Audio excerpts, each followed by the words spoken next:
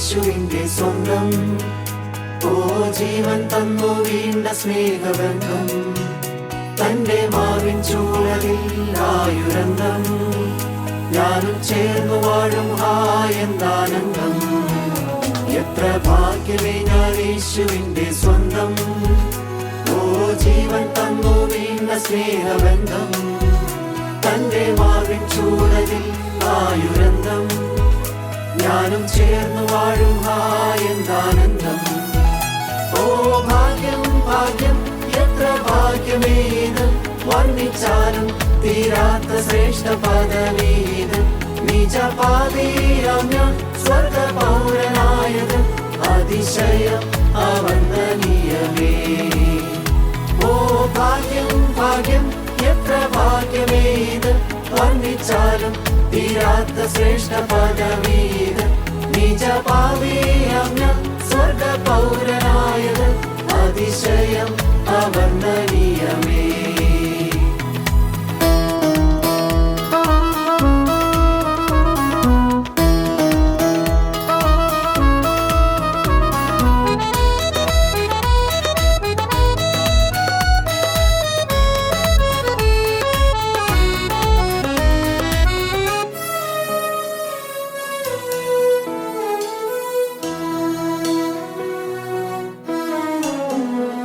ലോകം നൽകാത്ത സമാധാനം, ഓ ക്രിസ്തുവിങ്കൽ ഞാൻ കണ്ടു ഭാഗ്യം. ഇന്നൻ ഹൃത്തിൽ നിറയും നവഗാനം, യേശു തന്ന നിത്യമാം രക്ഷാദാനം. ഈ ലോകം നൽകാത്ത സമാധാനം, ഓ ക്രിസ്തുവിങ്കൽ ഞാൻ കണ്ടു ഭാഗ്യം. ഇന്നൻ ഹൃത്തിൽ നിറയും നവഗാനം, യേശു തന്ന നിത്യമാം രക്ഷാദാനം. ഓ ഭാഗ്യം ഭാഗ്യം എത്ര ഭാഗ്യമേത്, വർണ്ണിച്ചാലും തീരാത്ത ശ്രേഷ്ഠ പദവീത്. നിജപാതീയം ഞാൻ സ്വർഗ പൗരനായത്, അതിശയം അവന്ദനീയമേ. ഓ ഭാഗ്യം ഭാഗ്യം എത്ര ഭാഗ്യമേത്, വർണ്ണിച്ചാലും തീരാത്ത ശ്രേഷ്ഠ പദവീത്. നിജപാതീയം ഞാൻ സ്വർഗ പൗരനായത്, അതിശയം അവന്ദനീയമേ.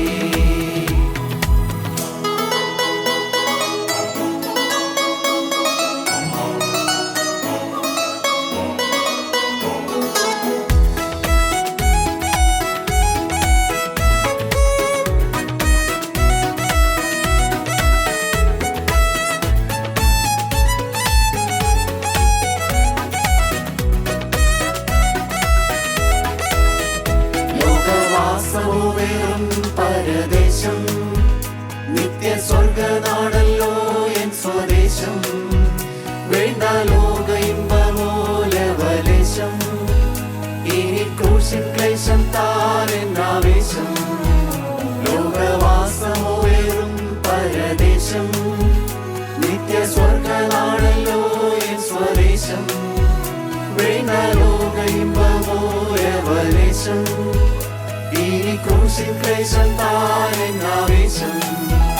ഓ ഭാഗ്യം ഭാഗ്യം എത്ര ഭാഗ്യമേത്, വർണ്ണിച്ചാലും തീരാത്ത ശ്രേഷ്ഠ പദവീത്. നിജപാതീയം ഞാൻ സ്വർഗ പൗരനായത്, അതിശയം അവന്ദനീയമേ. ഓ ഭാഗ്യം ഭാഗ്യം എത്ര ഭാഗ്യമേത്, വർണ്ണിച്ചാലും തീരാത്ത ശ്രേഷ്ഠ പദവീത്. നിജപാതീയം ഞാൻ സ്വർഗ പൗരനായത്, അതിശയം അവന്ദനീയമേ.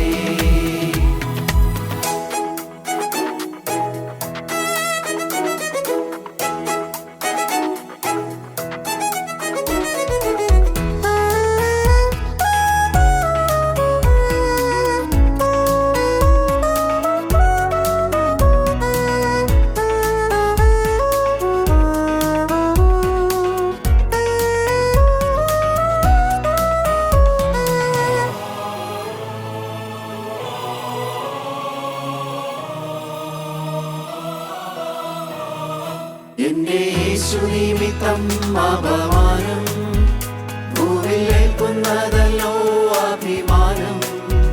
ലോക സമ്പത്തുമെല്ലാ സ്ഥാനമാനം. വെറും ചപ്പെന്നെണ്ണും ഞാൻ ക്രിസ്തു മൂലം. എന്റെ യേശു നിമിത്തം അപമാനം. ഭൂമിൽ ഏൽക്കുന്നതല്ലോ അഭിമാനം. ലോക സമ്പത്തുമെല്ലാ സ്ഥാനമാനം. വെറും ചപ്പെന്നെണ്ണും ഞാൻ ക്രിസ്തു മൂലം. ഓ ഭാഗ്യം ഭാഗ്യം എത്ര ഭാഗ്യമേത്, വർണ്ണിച്ചാലും തീരാത്ത ശ്രേഷ്ഠ പദവീത്. നിജപാപിയാം ഞാൻ സ്വർഗ പൗരനായത് അതിശയം അവർണ്ണനീയമേ. ഓ ഭാഗ്യം ഭാഗ്യം എത്ര ഭാഗ്യമേത്, വർണ്ണിച്ചാലും തീരാത്ത ശ്രേഷ്ഠ പദവീത്.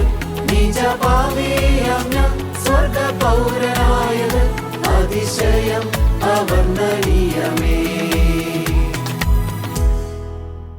ദൈവനാമം മഹത്വപ്പെടുമാറാകട്ടെ. വിശുദ്ധ മത്തായിയുടെ സുവിശേഷം 6-ാം അധ്യായം 12-ാമത്തെ വാക്യം. മത്തായി 6:12.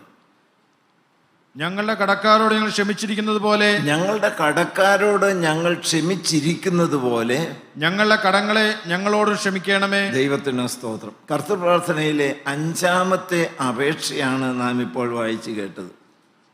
ഏറ്റവും പ്രധാനപ്പെട്ടതായ ഒരപേക്ഷയാണ്. ദൈവത്തിന് സ്തോത്രം. ഞങ്ങളുടെ പാപങ്ങൾ ഞങ്ങളോട് ക്ഷമിക്കണമേ. Forgive our debts as we also have forgiven our debtors. ദൈവത്തിന് സ്തോത്രം. ഇതിന് 2 വലിയ പ്രത്യേകതയുള്ളത്. വളരെ ശ്രദ്ധയോടിരിക്കണം. വളരെ ഞെട്ടിപ്പിക്കുന്നതായ ചില കാര്യങ്ങളാണ് കർത്താവായ യേശുക്രിസ്തു ഇവിടെ ഉദ്ദേശിച്ച് പറഞ്ഞിരിക്കുന്നത്. അതുകൊണ്ടാണ് 6 അപേക്ഷകൾ കർത്തൃപ്രാർത്ഥനയിലുള്ളതിൽ ഈ പ്രാർത്ഥനയ്ക്ക് 5-ാമത്തെ അപേക്ഷയ്ക്ക് 2 പ്രത്യേകതകളുണ്ട്. ഒന്നാമത്തത് ഏതാണ്? ദൈവത്തിന് സ്തോത്രം. ദൈവമക്കളെ, ഒന്നാമത്തത് വ്യവസ്ഥയോടുകൂടിയ ഏക അപേക്ഷ ഇതാണ്. മറ്റ്5 അപേക്ഷയ്ക്കും വ്യവസ്ഥ ഉള്ളതല്ല. സ്വർഗസ്ഥനായ ഞങ്ങളുടെ പിതാവേ, നിന്റെ നാമം പരിശുദ്ധമാക്കപ്പെടണമേ. വ്യവസ്ഥ ഒന്നുമില്ല. അടുത്ത വാക്യത്തിലേക്ക്, നിന്റെ തിരുവിഷ്ടം സ്വർഗത്തിലെ പോലെ ഭൂമിയിലും ആകണമേ. ദൈവത്തിന് സ്തോത്രം. ഇതിലേക്ക് വന്നു കഴിയുമ്പോഴേക്കും ഞങ്ങളുടെ കടക്കാരോട് ഞങ്ങൾ ക്ഷമിച്ചതുപോലെ. എല്ലാവരും ഒന്ന് കേട്ടേ. പാപക്ഷമയ്ക്ക് വേണ്ടി അപേക്ഷിക്കാത്ത ആരും ഇത് കേൾക്കുന്നില്ല. പക്ഷേ ഈ വ്യവസ്ഥയോടുകൂടിയാണ് കർത്താവായ യേശുക്രിസ്തു ഈ അപേക്ഷ ചൊല്ലാനായിട്ട് പഠിപ്പിച്ചെന്ന് ചൊല്ലിത്തന്നത്. നിബന്ധനയോടുകൂടിയതായ ഏക അപേക്ഷ. ഞങ്ങളുടെ കടക്കാരോട് ഞാൻ ക്ഷമിച്ചിരിക്കുന്നത് പോലെ എന്നോടും ക്ഷമിക്കണം. ദൈവത്തിന് സ്തോത്രം. 2-ാമത്തെ പ്രത്യേകത നിങ്ങൾക്ക് മനസ്സിലായി? എന്താ എൻ്റെ 2-ാമത്തെ പ്രത്യേകത ഉള്ളത്?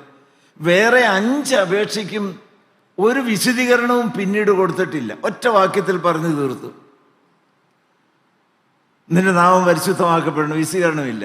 നിന്റെ രാജ്യം വരണമേ, വിശദീകരണമില്ല. നിന്റെ തിരുവിഷ്ടം സ്വർഗത്തിലെ പോലെ ഭൂമിയിലും ആകണമേ. No explanation whatsoever. പിന്നെ ഒന്നും വിശദീകരിച്ചിട്ടില്ല.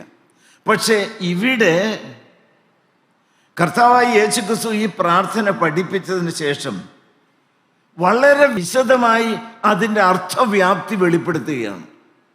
ഈ പ്രാർത്ഥന ആദ്യം ഒന്ന് വായിച്ചേ. 12-ാമത്തെ വാക്യം ഒന്നുകൂടെ വായിച്ചേ. ഞങ്ങളുടെ കടക്കാരോട് ഞങ്ങൾ ക്ഷമിച്ചിരിക്കുന്നത് പോലെ, ഞങ്ങളുടെ കടക്കാരോട് ഞങ്ങൾ ക്ഷമിച്ചിരിക്കുന്നത് പോലെ ഞങ്ങളുടെ കടങ്ങളെ ഞങ്ങളോട് ക്ഷമിക്കണമേ. അവിടെ നിർത്തിയില്ല കർത്താവ്. കർത്താവിന് മതിയാകുന്നില്ല. ആളുകൾക്ക് ഇതിൻ്റെ അർത്ഥം മനസ്സിലായ പോലും അവര് ക്ഷമിച്ചതുപോലെ മാത്രമേ ഞാൻ ക്ഷമിക്കുകയുള്ളൂ എന്ന് പറഞ്ഞ മർമ്മം ഈ പ്രാർത്ഥന ഉരുവിടുന്ന ദൈവമക്കൾക്ക് വേണ്ടവണ്ണം ബോധ്യമായിട്ടുണ്ടോ എന്ന് കർത്താവിനൊരു സംശയം. കർത്താവ് അതിന് വിശദീകരണം കൊടുത്തു. ബാക്കി ഒരു പ്രാർത്ഥനയ്ക്കും വിശദീകരണം കൊടുത്തിട്ടില്ല. 6:14 വായിച്ചേ. 14-15 വായിച്ചേ. നിങ്ങൾ മനുഷ്യരോട് അവരുടെ പിഴകളെ ക്ഷമിച്ചാൽ, നിങ്ങൾ മനുഷ്യരോട്, മക്കളെ, ഞാൻ ആദ്യം പറഞ്ഞതായ അതിൻ്റെ വിശദീകരണം ഇതാണ്.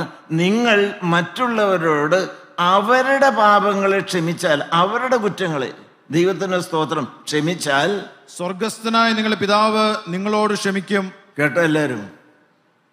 ദൈവത്തിന് സ്തോത്രം. ഞാൻ അങ്ങനെ ചൊല്ലിയത്. ഞാൻ മറ്റുള്ളവരോട് എല്ലാവരോടും മനഃപൂർവമായി ദൈവത്തിന് freely forgive from your heart. എന്തെല്ലാം എനിക്ക് ചെയ്തോ, എന്തെല്ലാം എനിക്ക് ഉപദ്രവം ചെയ്തോ, എന്തെല്ലാം വേണ്ടാത്തത് എന്നെക്കുറിച്ച് പറഞ്ഞു, എന്തെല്ലാം തിക്തമായ അനുഭവങ്ങൾ അദ്ദേഹത്തിൽ നിന്ന് എനിക്ക് ഉണ്ടായോ, എൻ്റെ മക്കളെക്കുറിച്ച് വേണ്ടാത്ത വൃത്തികെട്ട കാര്യങ്ങളെല്ലാം പറഞ്ഞ് എന്നെ അവഹേളിച്ചു, എനിക്കെതിരായി കള്ളക്കേസ് കൊടുത്തു, ഇല്ലാത്ത കാര്യങ്ങളെല്ലാം പറഞ്ഞു വരുത്തി. പക്ഷേ എനിക്ക് ദൈവം കൃപ ചെയ്ത്, പ്രാർത്ഥിക്കാൻ കൃപ ചെയ്ത് അദ്ദേഹത്തെ മുഴുവനായും അനുഗ്രഹിക്കണമേ, എനിക്ക് ഒരു വിഷമവും അദ്ദേഹത്തോടില്ല. അങ്ങനെ നിങ്ങൾ മനഃപൂർവ്വമായി ഉള്ളിൻ്റെ ഉള്ളറയിൽ നിന്ന് ക്ഷമിച്ചാൽ ഞാൻ നിങ്ങളുടെ കടങ്ങളും പാപങ്ങളും ക്ഷമിക്കാം.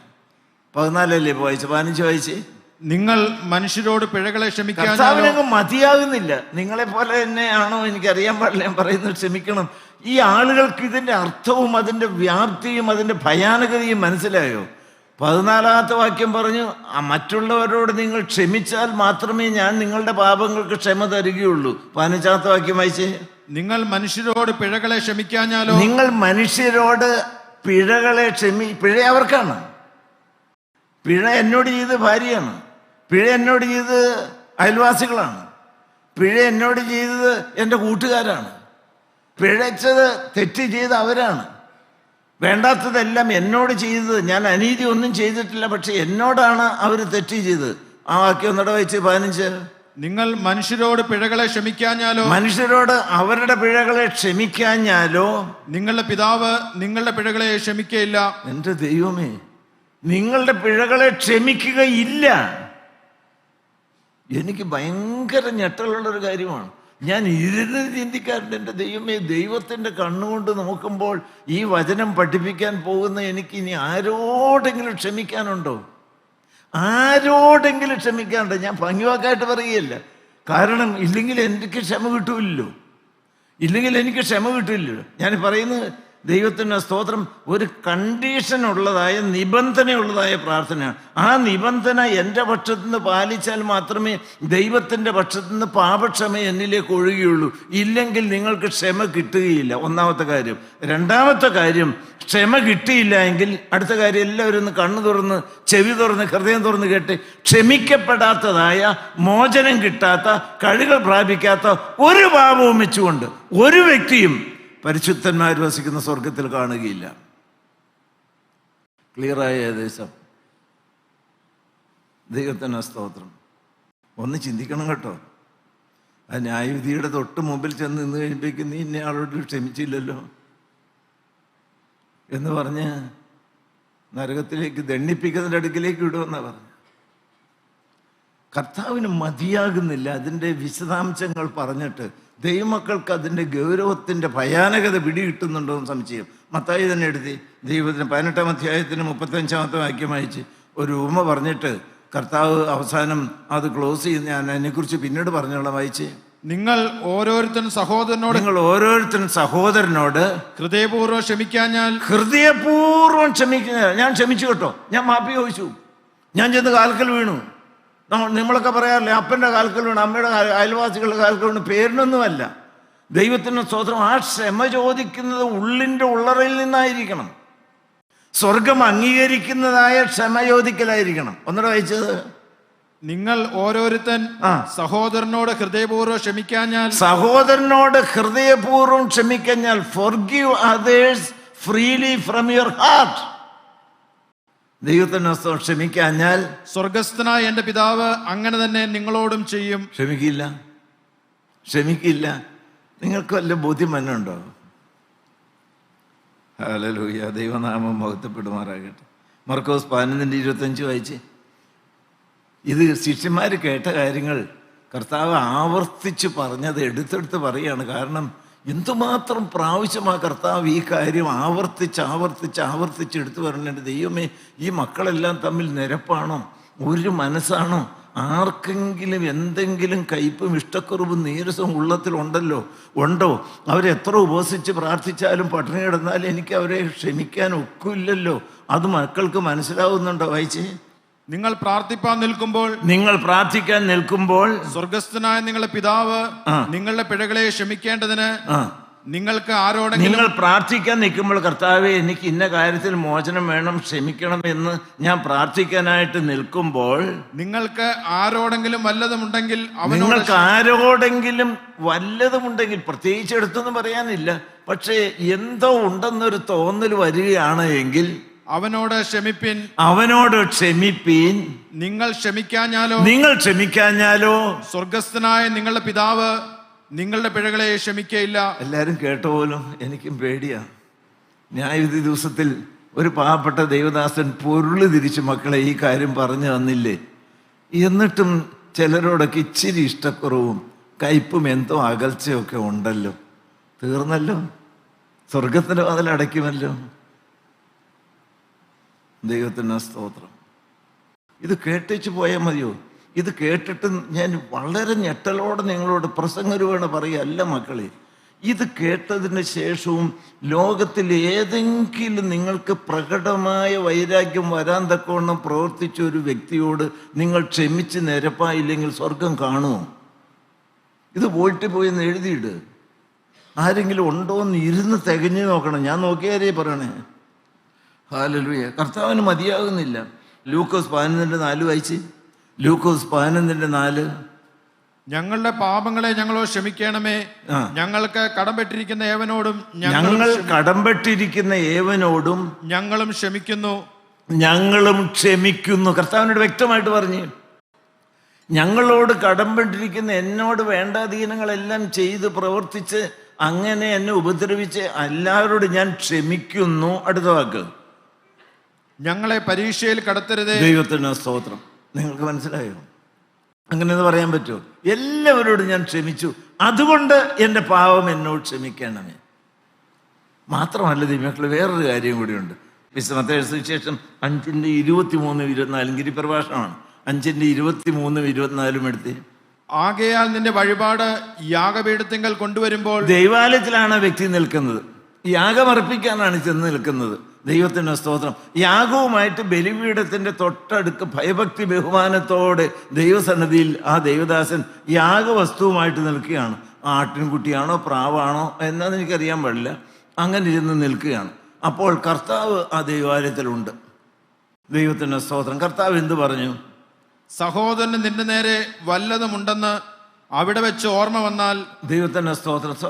അവിടെ യാഗമർപ്പിക്കാൻ, പ്രാർത്ഥിക്കാൻ, അനുഗ്രഹം പ്രാപിക്കാൻ വേണ്ടി വന്ന സഹോദര, ആർക്കെങ്കിലും നിന്നോട് എന്തെങ്കിലും ഉണ്ട്, അത് നിങ്ങൾ കേട്ടോ, ഇതുവരെ ഞാൻ പറഞ്ഞതല്ല അത്.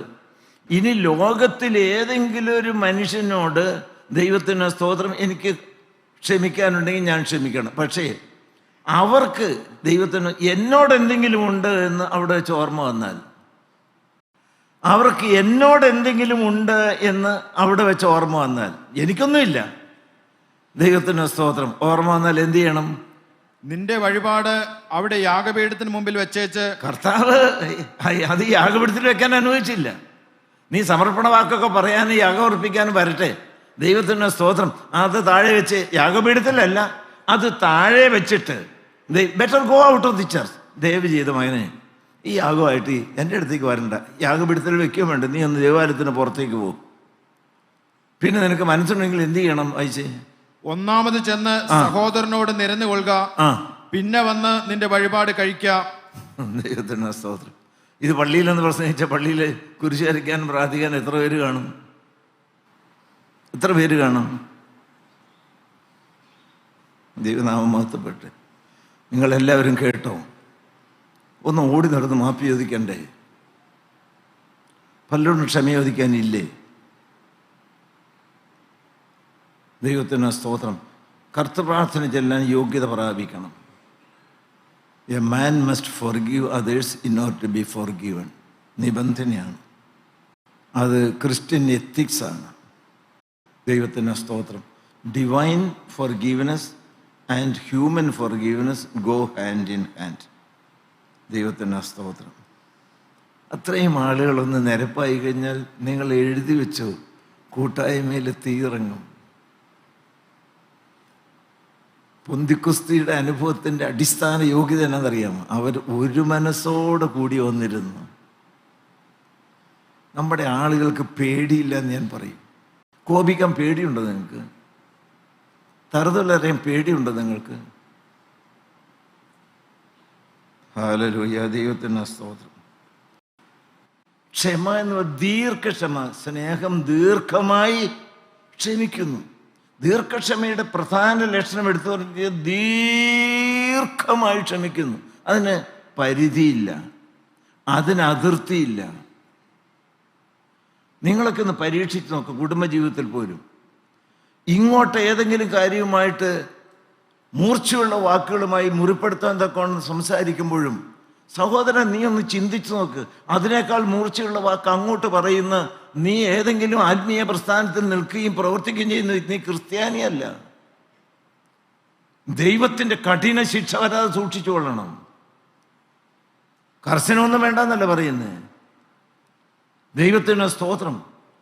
ദൈവമക്കളെ, എൻ്റെ അനുഭവത്തിൽ ഞാൻ നിങ്ങളോട് പറയാം, ദീർഘക്ഷമ പോലെ മറ്റുള്ളവരെ കീഴടക്കാൻ പോന്നതായ കഴിവുള്ളതായ ഒരു ആയുധം വേറെയില്ല. കർത്താവായ യേശുക്രിസ്തുവിനെ പോലെ ആയിത്തീരുക എന്നുള്ളതല്ലേ നമ്മുടെ ജീവിതത്തിൻ്റെ പരമോന്നതമായിരിക്കുന്ന പ്രാർത്ഥനയോഗത്തിൻ്റെ ലക്ഷ്യം. കർത്താവായ യേശുക്രിസ്തുവിനെ പോലെ ആയിത്തീരാനുള്ള ഏക മാർഗം ക്രിസ്തു ക്ഷമിച്ചതുപോലെ ക്ഷമിക്കുകയാണ്. പൗലോസ് അത് വ്യക്തമായിട്ട് പറഞ്ഞു. എഫേസർക്ക് ലേഖനം എടുത്ത് എഫേസർ 4-ാം അധ്യായത്തിന് 32-ാമത്തെ വാക്യം. എഫേസർ 4-ാം അധ്യായത്തിന് 32-ാമത്തെ വാക്യം. നിങ്ങൾ തമ്മിൽ ദയയും മനസ്സലിവുമുള്ളവരായി ദൈവം ക്രിസ്തുവിൽ നിങ്ങളോട് ക്ഷമിച്ചതുപോലെ അന്യോന്യം ക്ഷമിപ്പിൻ. ദൈവത്തിന് സ്തോത്രം. ഇത് വ്യക്തമായിട്ടാണ് പൗലോസ് പറയുന്നത്. കർത്താവിൻ്റെ അതേ ആത്മാവുള്ള പൗലോസ് പറയുന്ന കാര്യം അതാണ്. കർത്താവ് നമ്മളോട് ക്ഷമിച്ചതുപോലെ നിങ്ങൾ ക്ഷമിക്കണം. ദൈവത്തിന് സ്തോത്രം. ഈ കാര്യങ്ങളെല്ലാം ശിഷ്യന്മാരോട് പറയുന്നതും ചൊല്ലിക്കൊടുത്തതും ഒക്കെ കേട്ടു. ഉടനെ പത്രോസ്ലീഹ എടുത്തിയാടി ചോദിക്കുന്ന ആളാണ്, കർത്താവേ മനസ്സിലായി, ക്ഷമയുടെ പ്രാധാന്യം ഞങ്ങൾക്ക് മനസ്സിലായി. ഇനി ഞങ്ങൾ ഒരാളോട് എത്ര പ്രാവശ്യം വരെ ക്ഷമിക്കണം? അതിനൊക്കെ ഒരു അതിർത്തിയില്ലേ? ക്ഷമയ്ക്കൊക്കെ ഒരു അതിർത്തിയില്ലേ? ഇത് എത്ര പ്രാവശ്യം ക്ഷമിക്കണം?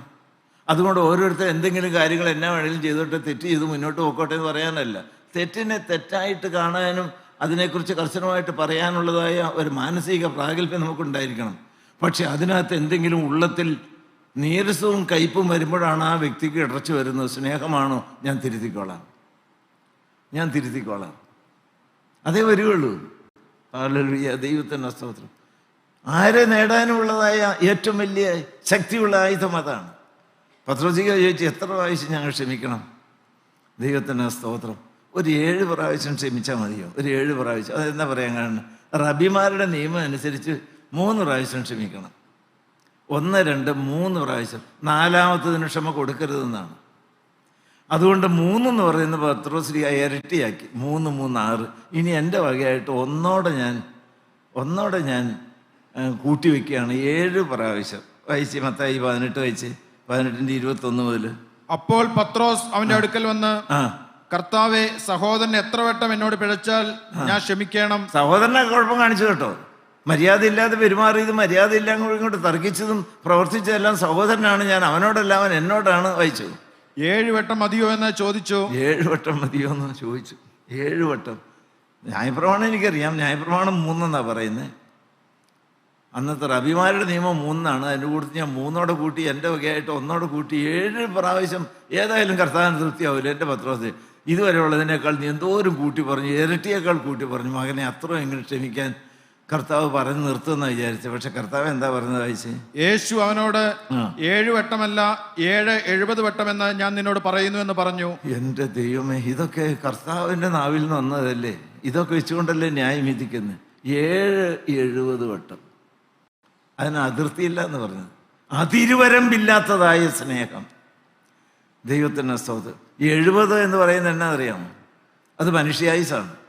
ഒരു മനുഷ്യായുസ് 70, ഏറെയായാൽ 80 ഒരു മനുഷ്യായുസ് മുഴുവൻ ക്ഷമിക്കുന്ന ഒരു പ്രവണത നമുക്കുണ്ടായിരിക്കണം. ഹല്ലേലൂയ, ദൈവത്തിൻ്റെ സ്തോത്രം. ഒരു മനുഷ്യായുസ് മുഴുവൻ മറ്റുള്ളവരോട് ക്ഷമിക്കണം. ക്ഷമിച്ചില്ലെങ്കിൽ കെടുതി ഒത്തിരി വലുതാണ്. അങ്ങനെയുള്ള ഒരു കർത്തൃപ്രാർത്ഥന ചെല്ലാവുള്ളൂ. Hallelujah, hallelujah. ദൈവത്തിൻ്റെ പുണ്യനാമത്തിന് നന്ദിയോടെ സ്തോത്രം. ദൈവത്തിന് സ്തോത്രം. That is Christianity in action. നമുക്കൊന്നാകാം അങ്ങനെ. ഇവിടെ വേറെ ഒന്നും പറയുന്നില്ലല്ലോ. യേശു ക്ഷമിച്ചതുപോലെ ക്ഷമിച്ചാൽ നമുക്ക് ആരെയും നേടാം. ഞാൻ തികഞ്ഞനായിട്ട് നിങ്ങളോട് പറയുകയല്ല. പക്ഷെ ജീവിതത്തിൻ്റെ ഉള്ളറയുടെ കൊതി എന്നാണ് ദൈവം അറിയുന്നുണ്ടല്ലോ. നിങ്ങൾക്കതുപോലെ ക്ഷമിക്കാം. നിങ്ങൾക്ക് ഓടാനില്ലേ ദൈവമക്കളെ? അനേകരുടെ കാൽക്കൽ വീഴാനില്ലേ? ഹല്ലേലൂയ, ദൈവത്തിന് സ്തോത്രം. റോബർട്ട് ലൂയി സ്റ്റീവൻസൺ എന്ന് പറയുന്ന ഒരു ദൈവദാസൻ സന്ധ്യയായി, ഭാര്യയും മക്കളും എല്ലാവരും കൂടെ ഒന്നിച്ച് പ്രാർത്ഥിക്കാനിരിക്കുകയാണ്. ദൈവത്തിന് സ്തോത്രം. നടന്ന കാര്യങ്ങളാണ് നിങ്ങളോട് പറയുന്നത്. പ്രാർത്ഥിക്കാനിരിക്കുകയാണ്. പ്രാർത്ഥന തുടങ്ങി അദ്ദേഹം ചൊല്ലിക്കൊടുക്കുന്നത്, സ്വർഗസ്ഥനായ ഞങ്ങളുടെ പിതാവേ, നിന്റെ തിരുനാമം പരിശുദ്ധമാക്കപ്പെടണമേ, നിന്റെ രാജ്യം വരണമേ, നിന്റെ തിരുവിഷ്ടം സ്വർഗത്തിലെ പോലെ ഭൂമിയിലും ആകണമേ, ഞങ്ങൾക്ക് ആവശ്യമുള്ള ആഹാരം ഞങ്ങൾക്ക് തരണമേ, ഞങ്ങളുടെ കടക്കാരോട് ഞങ്ങൾ നിർത്തി, ഞങ്ങളുടെ കടക്കാരോട് ഞങ്ങൾ നിർത്തി. അത്രയും പറഞ്ഞ് നിർത്തി. നോക്കിയപ്പോൾ അദ്ദേഹം എഴുന്നേറ്റ് പുറത്തേക്ക് പോവുക. ഇവരെല്ലാവരും നോക്കി, ഇതെന്താ, എങ്ങോട്ടാ പോണേ? എനിക്ക് പ്രാർത്ഥന ചെല്ലാൻ സാധിക്കണില്ല. ഞങ്ങളുടെ കടക്കാരോട് ഞങ്ങൾ ക്ഷമിച്ചതുപോലെ എന്ന് പറഞ്ഞിട്ട് അടുത്ത വാക്കിയെല്ലാൻ നമ്മുടെ അയൽവാസി എന്തെല്ലാം കാര്യങ്ങളാണ്. അദ്ദേഹം തുപ്പുവാണെങ്കിൽ ഞങ്ങളുടെ മുറ്റത്തേക്ക് തുപ്പുള്ളൂ. അടിച്ചു വാരി ഏറെ എങ്ങോട്ടും കളയില്ല. ഇതൊക്കെ നിർബന്ധമാണ്. മതിലിനെ അവിടെ നിന്ന് ഇങ്ങോട്ട് ഇടണം.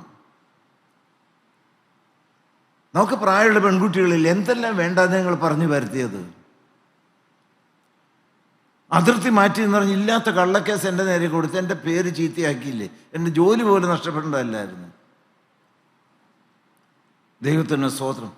എനിക്ക് എൻ്റെ ഉള്ളത്തിൽ നിന്ന് ആ കയ്പങ്ങ് പോകാതെ നിന്നു. ഞാനിങ്ങനെ ചൊല്ലിക്കൊണ്ട് നടന്നു. പക്ഷേ അതിൻ്റെ കാര്യം എനിക്ക് മനസ്സിലായി. എനിക്കത് ചെല്ലാൻ യോഗ്യതയില്ല. അദ്ദേഹം ഓടിച്ചെന്ന് അദ്ദേഹത്തിൻ്റെ ആ അയൽവാസിയുടെ കാൽക്കൽ വീണു. എനിക്ക് നിങ്ങളോട് ഒരു അകൽച്ചയും ഇഷ്ടക്കുറവ് വന്നു. എനിക്ക് കർത്തൃപ്രാർത്ഥന ഉള്ളം തൊട്ടൊന്ന് ചെല്ലണമെന്നുണ്ട്. ദൈവത്തിന് സ്തോത്രം. വ്യക്തമായ നിരപ്പ് പ്രാപിക്കാത്ത ഒരൊറ്റ വ്യക്തിയും പേരിന് തേജോമയനായ ദൈവത്തിൻ്റെ സ്വർഗസിംഹാസനത്തിന് മുമ്പിൽ കൈമലർത്തിക്കൊണ്ട് ഈ പ്രാർത്ഥന ചെല്ലരുത്. മനസ്സാണ് നിങ്ങൾക്ക്. ചുമ്മാ എന്ന് പറയാനുള്ളതായ ഒരു വ്യക്തിയുടെ സാന്നിധ്യമല്ല നിങ്ങൾ നിൽക്കുന്ന രംഗം. സ്വർഗസ്ഥനായ ഞങ്ങളുടെ പിതാവേ.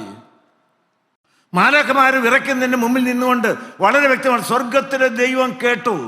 ഞാൻ ചങ്കത്ത് കൈവച്ച് പറയുകയാണ്, ഈ ഭൂമിയിൽ ഞാൻ എല്ലാവരോടും ക്ഷമിച്ചതുപോലെ എൻ്റെ കടങ്ങളും പാവങ്ങളും എന്നോട് ക്ഷമിക്കണമെന്ന് പറയാൻ പ്രാഗൽഭ്യമില്ലാത്ത ഒരു പ്രാഗൽഭ്യം പ്രാപിച്ചിട്ട് ചൊല്ലുക.